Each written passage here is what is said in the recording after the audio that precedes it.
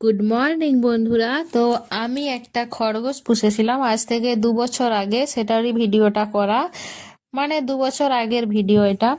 তো খরগোশটা মারা গেছে, গলায় ওর কিছু একটা সমস্যা হয়েছিল, ডক্টরের কাছে নিয়ে গেছি, সেকেন্ড বার নিয়ে যেতে যেতে মারা যায়।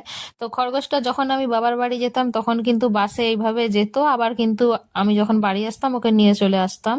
আর খরগোশটা কিন্তু আমার খুবই ভালো লাগতো, খুবই ভালো ছিল, প্রাণীরা হয়েই ভালো।